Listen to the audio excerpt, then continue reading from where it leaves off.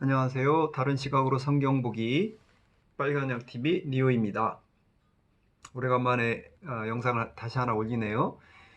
오늘 제 성경 이야기를 하기 전에 잠깐 제 소개를 좀 드리면, 소개라고 하긴 좀 그렇지만 어, 저는 아주 어렸을 때부터 교회를 다녔죠. 아주 교회를 열심히 다니는 사람이었고, 그래서 대학을 신학대학을 갔습니다. 그래서 신학을 공부했고, 글쎄 이제 친구들 뭐 동창 선후배들은 대부분 다 목사죠. 지금 목회를 하고 있습니다. 네, 그러나 저는 뭐 목회는 하지 않고 있습니다. 그래서 뭐 제가 기본적으로 제가 기독교 신앙 안에서 컸던 사람이라는 걸 말씀드리고요. 목회를 하고 있지만 뭐 개인적으로 이게 저는 제 목회다 생각하고 하고 있습니다. 자, 오늘은 썸네일에서도 이야기했는데 아주 도전적인 제목이죠. 도발적인 제목인데 종말론이죠. 종말론. 한마디로 말하면 이제 종말론에 관한 이야기인데, 기독교에서의 종말론에 대한 이야기를 오늘 해보려고 합니다. 자, 어떤 사람이, 우리가 이제 살아가면서 이제 서로 이렇게 돈 거래를 하잖아요, 그죠? 근데 만약에 여러분이나 누구에게 돈을 꿔줬어요. 그리고 그 돈 꿔진 사람이 돈을 갚겠다 하고 정해진 날짜에 안 갚고 자꾸 미루고 이렇게 하면, 두 번까지는 뭐 그래, 그럴 수 있다고 하고 받아들이지만, 세 번째 그렇게 약속 안 지키고 돈을 안 갚으면 어떻게 합니까, 여러분? 바로 손절에 고소각이죠. 사기로, 그죠? 사기입니다. 사기라고 생각합니다. 그런데 어떤 사람이 어떤 사람이 온다 하고 와서 너희들에게 좋은 세상을 주겠다. 너희들에게 오랫동안 다 갚아주겠다. 이런 말을 하면서 온다 하고 안 와. 안 오는 게, 금방 온다고 했는데, 곧 온다고 그랬는데 2달 혹은 뭐 2년이 걸려도 안 오고 20년이 지나도 안 와요. 심지어 2000년이 지났는데도 그 사람이 안 오네? 그럼 우리 이거 뭐라고 생각해야 됩니까? 상식적으로 그 사람이 온다고 한 말이 사기다. 그죠? 사기라고 생각하는 게 합리적이죠. 그죠? 돈 제때 안 갚는다고 사람들이 한 3번쯤 제때 안 갚으면 바로 손절의 사기인데, 2000년 동안이나 온다 하고 안 온 일이며 안 온 사람이 얘기면 사기라고 할 수 있는 거죠. 단순하게. 그리고 이제 우리는 생각해야 될 필요가 있습니다. 그게 사기였고, 그리고 온다고 했던 그 약속에 대해서 뭐 다시 한번 다른 시각으로 무조건 믿을 것이 아니라 생각을 해봐야 되는 것이 상식적이고 합리적인 보통 일반인들의 생각이지 않겠습니까? 그래서 그런 생각을 가지고 오늘 한번 기독교의 종말론, 이런 것들에 대해서 한번 이야기를 한번 해보려고 합니다. 진짜 어디서부터 이렇게 생각된 거고 뭐 어디가부터 잘못된 건지 한번 이야기를 해보려고 합니다. 자, 이 예수가 다시 온다라는 이 믿음은 뭐 모든 기독교계의 종파나 종교를 갖고 있는 사람들은 다 갖고 있습니다. 뭐 소위 말하는 정통이라는 교단이나 뭐 정통에서 이단이라고 말하는 사람들이나 상관없이 죽었던 예수가 부활해서 하늘로 승천해서 그 뭐 세상 끝날 때 재림에서 믿는 사람들 다 데리고 올라간다라는 이 믿음, 이 믿음은 다 갖고 있어요. 뭐 이단, 뭐 정통 상관없이, 그죠? 그 믿음에 지금도 기반을 하고 교회는 그렇게 가르칩니다. 이 종말론은 인류 역사에 엄청나게 많은 일들을 그러니까 만들어냈죠. 예. 아주 초대교회부터 비극을 만들어냈어요. 그게 이제 우리가 이제 가장 최근에 기억하는 대표적인 것들로는 1992년 다 아시죠? 다미선교회라고. 예수님 온다고 10월 28일이었던가요? 10월 28일 날 예수님 재림한다고 그 난리를 쳤던 거 우리 기억하고 있습니다. 그런데 날짜만 특정하지 않았을 뿐이에요. 보통 왜냐면 그런 날짜 이렇게 딱 픽스했다가 이렇게 피분 다미선교회 같은 그런 일들이 다미선교회만 있었던 게 아니에요. 역사 속에 수도 없이 많았습니다. 다시 온다는 그 믿음 아래. 그렇기 때문에 그게 다미선교회가 처음도 아니었고 또 마지막도 아니고 계속 이런 시도를 한단 말이죠. 그래서 정통이라고 하는 교회들에서는 보통 이제 날짜는 말하지 않지만 그래도 언젠가는 온다 이 얘기를 하는 거죠. 자, 이 기독교의 이 현재 이렇게 가지고 있는 보편적으로 가지고 있는 이 믿음이 정말인 건고 그 믿음이 언제부터 기독교에 처음부터 있었던 건지 이런 얘기들을 한번 해보려고 합니다. 제 말을 다 뭐 믿으실 필요 없고 믿으라는 것도 아니에요. 제가 다 옳다는 얘기도 아니고 그냥 이런 비유, 이런 시각도 있을 수 있지 않느냐라는 얘기를 한번 해보려고 하는 겁니다. 자, 첫 번째, 그 재림 사상이 초대교회에 아주 처음부터 있었나? 그건 아닌 것 같아요. 왜냐하면 처음에 초대 기독교에서 가장 중시됐던 사상은 부활 사상이었습니다. 왜냐하면 사복음서에 승천 이야기가 안 나와요. 여러분 좀 하시겠지만 잘 보세요. 사복음서에 예수님의 승천에 대한 기사는 하나도 없습니다. 자, 마태복음에 안 나와요. 자, 마가복음 찾아보시면 마가복음에 뭐 올라갔다고 나오는데 하는데 마가복음의 원래 버전은 16장 8절에서 끝납니다. 그리고 그 이후에 나와 있는 구절들은 후에 첨가된 거예요. 그래서 최근에 이제 학자들의 공통된 견해는 마가복음의 원래 버전이 16장 8절 그들은 두려워서 아무에게도 말도 못하였다. 부활하고 난 다음 예수님을 만났던 여기에서 끝나요.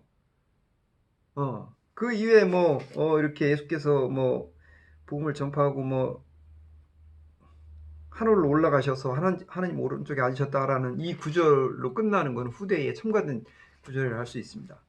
자, 누가복음도 마찬가지예요. 누가복음에도 맨 마지막 구절에 예수께서 그들을 축복하시면서 그들을 떠나 하늘로 올라가셨다라는 구절이 있지만 어떤 고대 사본들에는 하늘로 올라가셨다라는 구절이 없습니다. 고대 사본에. 그 다음에 요한복음은 아예 없고. 따라서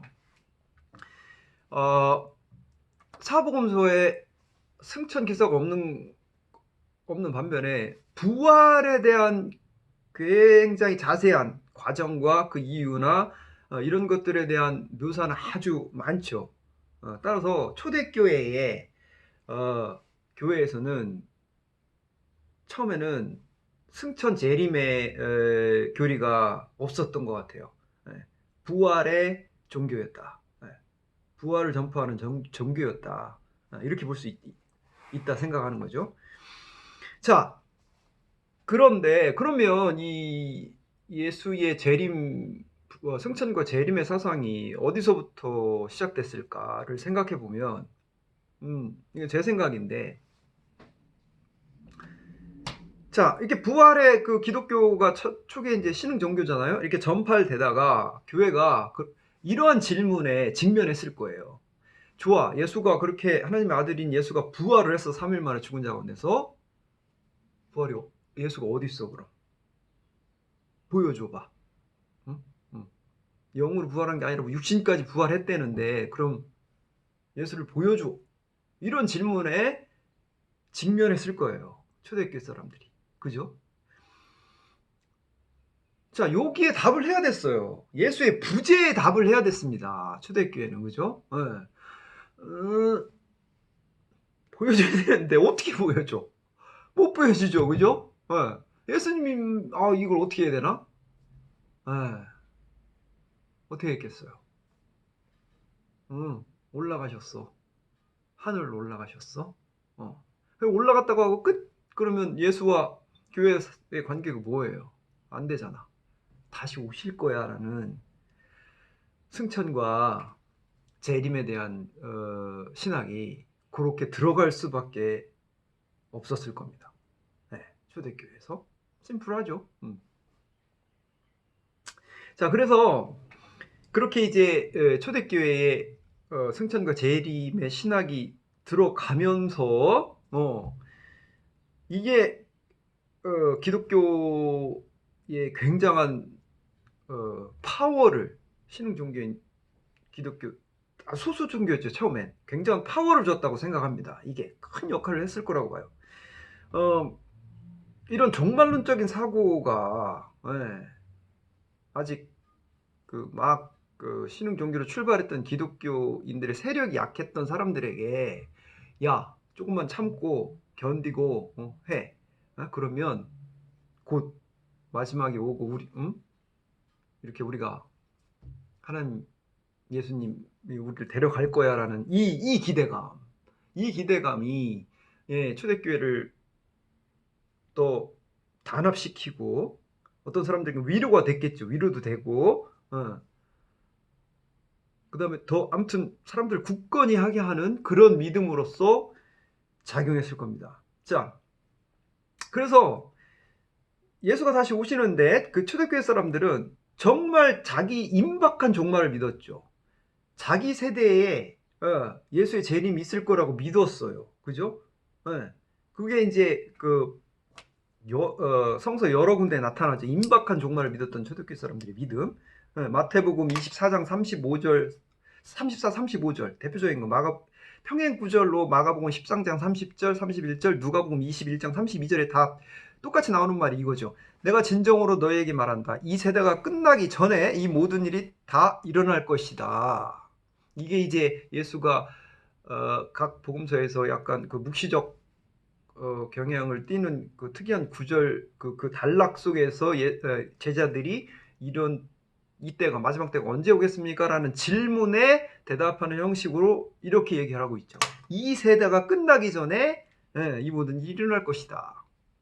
그러니까 초대교회 사람들 예수 그 시대의 사람들은 자기들이 죽기 전에 이 세대가 이 모든 일이 일어날 거라고 예수의 재림이 일어날 거라고 믿었다는 거죠. 그 믿음이 있었고 그 다음에 이제 대표적으로 바울이죠. 거의 그 교회의 거의 창시자라 할 수 있는 바울 또한 이 임박한 종말을 믿었던 사람이다. 이것들이 이제 바울 서신 여기저기에 나타납니다. 그 중에 대표적인 구절 몇 개지만 찾아보면 고린도전서 7장 29절 31절에 형제자매 여러분 내가 말하려는 것은 이것입니다. 때가 얼마 남지 않았으니 이런 구절들 때가 가까웠다. 복음서에도 많이 나오는데 자꾸 때가 가까웠다. 이런 구절들이 바울 서신에 굉장히 많이 나옵니다. 또 대표적으로 데살로니가 전서 4장 13절 17절 주께서 호령과 천사장의 소리와 하나님의 나팔 소리와 함께 친히 하늘로부터 내려오실 것이니 그리스도 안에서 죽은 사람들이 먼저 일어나고 그 다음에 살아남아 있는 우리가 그들과 함께 구름 속으로 이끌려 올라가서 공중에서 주님을 영접할 것입니다. 그러므로 여러분은 이런 말로 서로 위로하십시오. 네, 바울 또한 자기 생이 다하기 전에 바울 세대가 끝나기 전에 예수님이 다시 오실 거라는 믿음이 있었던 것으로 보입니다. 그죠? 이런 구절이 많아요. 자, 그렇게 이제 이 종말론적 기대감으로 마치 그 다미 선교를 믿었던 사람들처럼 그렇게 사람들이 믿었단 말이에요. 그런데 무슨 일이 생겼습니까? 아무 일도 안 생겼죠. 아무 일도 안 생긴 게 무슨 일이 생긴 거죠. 1년이 가도 2년이 가도 10년이 가도 바울이 죽었네? 예. 믿던 사람들이 아니 어쩌겠어요. 오신다고 했는데 언제 와? 야, 오신다며. 예수님 오신다며. 언제 와?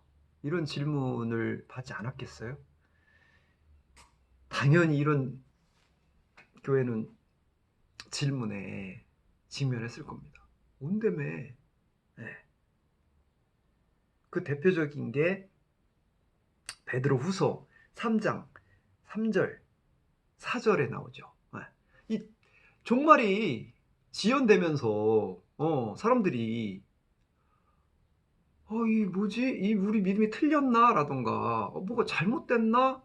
이런 생각들을 할 수밖에 없었을 거예요. 그죠? 해야 정상이고요. 사람이라면. 그죠? 몇 년이 지나고 이런 질문들에 직면했는데 그 전에 아무튼 이 종말론 이 사상 임박한 종말에 대한 그 믿음이 더 강화됐던 사건들이 좀 있었습니다. 그게 이제 대표적으로 AD 70년에 예루살렘의 멸망이죠. 그래서 여러분 복음서 읽다 보면 마태복음 24장 25장에 나오는 그런 묵시적인 그런 그 두 장이 나오죠. 거기서 보면 뭐 나라가 난리가 나고 그래서 예루살렘이 뭐 무너지고 이런 그런 굉장히 급박한 정세의 어떤 그런 그 세기말적인 그 표현들이 나오는 24장 25장의 그런 환경들은 AD 70년에 예루살렘의 멸망을 보여주고 있는 상황이 그 예루살렘의 멸망의 영향인 거죠. 네. 이게 뭐 미래 예언처럼 그렇게 썼지만 그렇다기보단 AD 70년에 예루살렘의 멸망을 겪고 그런 세기말적인 그런 영향력이 예언의 형식으로 거기에 들어갔다고 보는 거죠. 자, 그런 영향으로 인해서 그런 종말론적인 세계관 믿음이 엄청나게 증가했을 거예요. 예루살렘의 멸망이라는 거는 그냥 단순한 도시 하나의 멸망이 아니라 유대적 전통에 있었던 뭐 기독교 내내 유대적 전통에 있었던 사람들에게는 세상이 끝나는 것 같은 그런 어마어마한 충격을 줬을 거란 말이죠. 그렇게 종말론적인 믿음이 강화되다가 세월이 흐르고 세상이 끝이 안 오거든. 그죠? 이거 언제 그러자 교회는 언제 오냐는 질문과 이 지연된 종말에 대해서 답을 해야 됐습니다. 그래서 이 지연된 종말에 대한 답을 하기 위한 여러 구절들이 나타나요. 그게 대표적으로 이제 누가복음이죠. 자, 누가복음에 보면 누가복음을 공부하시다 보면 누가복음의 전반에 나타난 지연된 종말에 대한 그런 부분들을 신학책에서 흔히 다루죠.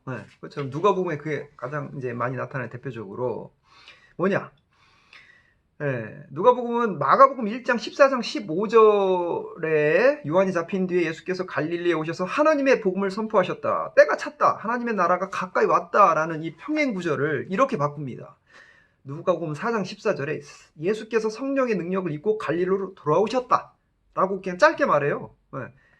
때가 찼다. 하나님의 나라가 가까이 왔다라는 이런 임박한 어떤 종말에 대한 그런 구절들을 빼버리는 거죠. 이런 식으로 지연된 종말에 대해서 대처하기 시작하는 거죠. 교회가. 그 다음에 마가복음 13장 21절에 그때에 누가 너에게 보아라 그리스도가 여기에 있다 보아라 그리스도가 저기에 있다 하더라도 믿지 말아라 라는 구절 평행 구절에 누가복음 21장 8절 9절에서 예수께서 대답하셨다. 너희는 속지 않도록 조심하여라. 많은 사람이 내 이름으로 와서는 내가 그리스도다 하거나 때가 가까이 왔다 할 것이다. 그러나 그들을 따라가지 말아라. 네. 이제 임박한 종말을 얘기하는 사람들은 따라가면 안 되는 사람들이 됐어요. 누가복음에 와서. 자, 그 다음에 아예 대놓고 누가복음 19장 11절에 이렇게 말하죠. 사람들이 하나님의 나라가 당장에 나타날 줄로 생각하고 있었기 때문이다. 이렇게 얘기를 합니다. 이게 뭐냐면 19장 11절에 그들이 말씀을 듣고 있을 때 예수께서 덧붙여 비유를 하나 말씀하셨다. 이 비유를 드신 것은 예수께서 예루살렘에 가까이 이르신 데다가 사람들이 하나님 나라가 당장에 나타날 줄로 생각하고 있었기 때문이다. 야, 당장에 온다고 했는데 그거 오해야. 당장에 오는 거 아니야. 이렇게 말을 이제 바꾸는 거죠. 그러면서 이제 그 비유하는 것도 그래요. 그 다음 절에 나오는 예수께서 말씀하셨다. 귀족 출신의 어떤 사람이 왕위를 받아가지고 돌아오려고 먼 나라로 길을 떠날 때에 자기 종 10사람을 불러다가 하면서 이렇게 먼 나라로 얘기하는데 원래 마태복음에는 이렇게만 나옵니다. 또 하늘나라는 이와 같다. 어떤 사람이 여행을 떠나면서 자기 종을 불러서 자기의 재산을 그들에게 맡겼다. 마태복음에서는 그냥 이렇게 나오는데 누가복음에서는 이 똑같은 비유를 먼 나라로 갔다고. 예수가 그 왕이 가까이서 금방 오죠. 그게 안 되니까 먼 나라로 보낸 거예요. 자, 이렇다는 거예요. 저 이런 교회는 이런 이제 노력들을 하고 그런 종말론적 세계관에 사로잡혔던 교회들이 이제 점점 커가면서 늦어 지연된 종말에 도착하기 위해서 이제 조직화하고 이제 그 재해석하기 시작하는 거죠. 종말에 대해서. 그 다음에 야 당장 끝나는 거 아니야. 그래서 이제 도덕을 강조하고 윤리를 강조하고 이 땅에서 살아가는 거 이런 것들을 이제 체제적으로 조직화하고 만들어 나가는 게 이제 그런 목회 서신들에 이제 나오는 거죠, 그죠? 네. 자, 베드로 후서 3장 4절에는 이런 교회의 교회의 상황이 아주 적나라하게 나오죠. 자, 3장 3절에 여러분 무엇보다 먼저 알아야 할 것은 이것입니다. 마지막 때에 조롱하는 자들이 나타나서 자기들의 욕망대로 살면서 여러분을 조롱하여 말하기를 그리스도가 다시 오신다는 약속이 어디에 있느냐. 조상들이 잠든 뒤로 만물은 처음 창조 때로부터 그냥 그대로다 할 것입니다. 이렇게 말하는 것은 하나님의 말씀으로 하늘이 뭐 블라블라블라. 저 같은 사람들이 그때도 있었다는 거예요. 벌써 이미 초대교회에. 그러면서 베드로후서가 이런 말을 해요. 너무 이제 그 유명한 구절이죠. 이 늦어지는 종말에 대해서 이렇게 얘기합니다. 사랑하는 여러분, 이 한 가지만 잊지 마십시오. 주께서는 하루가 천년 같고 천년이 하루 같습니다. 이렇게 얘기합니다. 교회에서 이제 왜 안 오냐고 이렇게 사람들한테 교회 다니시는 분들 물어보면 이 구절을 많이 인용하시죠. 하루가 천년 같고 천년 하루가 하나님한테. 이게 사실 요즘 인터넷에 많이 떠드는 그 배우 그 장항서 씨의 말을 여기 딱 넣으면 딱 좋을 것 같아요. 아니 이게 무슨 개소리야. 하나님이 바쁘셔가지고 예수님이 한 열흘 늦어지면 재림이 한 10,000년 늦어지는 거예요. 그러면 그죠? 우린 인간인데 신의 타임 영역을 우리가 이해해줘야 되는 거예요. 인간이. 그러면서 또 이렇게 나오죠.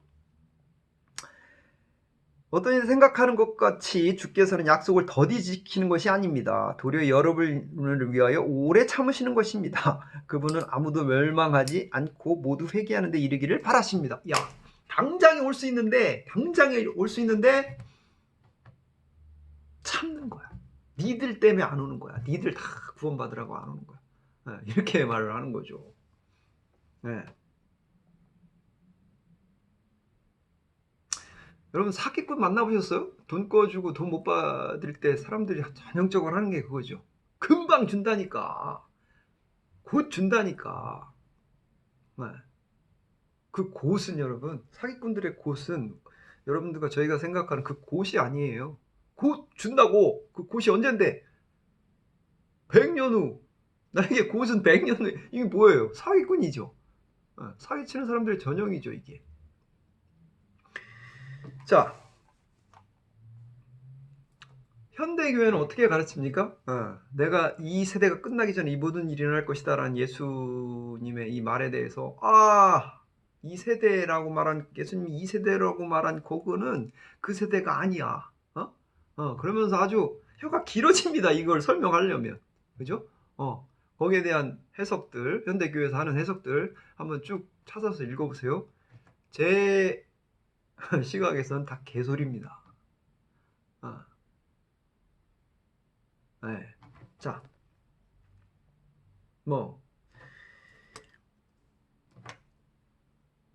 돈 꺼주고 못 받으면 그렇게 금방 사귄 걸 금방 아는데 이게 뭐 2000년 동안이나 이걸 갖고 해 드시는 교회분들도 대단하시지만 거기에 그 믿고 계속 이렇게 가시는 분들도 생각을 다시 한번 해봐야 되는 거 아니냐는 거죠. 네? 정말 이게 그런 건가? 자, 여러분 정말 기다리실 필요 없습니다. 그죠? 정말 기다리실 필요 없어요. 안 기다려도 저에게, 여러분에게, 그리고 지금까지 살았던 모든 사람들에게 자연스럽게 죽음이라는 형태로 우리에겐 종말이 옵니다. 그 죽음을 안 죽어보겠다고 살아서 이렇게 하늘로 올라가려고 하는 그게 뭐예요? 제 눈에는 굉장히 너무 천박하고 이기적인 어떤 인간의 욕망으로 보이고 그 욕망을 자극해서 사람들에게 사기를 쳐먹는 이런 거라고 저는 생각을 하는 거죠. 종말은 누구에게 오니까요. 죽음이라는 형태로. 뭐하러 기다립니까? 자, 제 말이 뭐 동의를 안 하실 수도 있고 그러려니 그럴 수도 있다고 생각하실 수도 있을 것 같아요. 선택은 여러분이 하시는 거죠. 자, 오늘 여기까지 해보겠습니다. 구독, 좋아요 눌러주시면 감사하겠고 반론이나 질문, 비난이나 비판의 댓글 남겨주시면 감사하겠습니다. 행복한 하루 되세요. 감사합니다.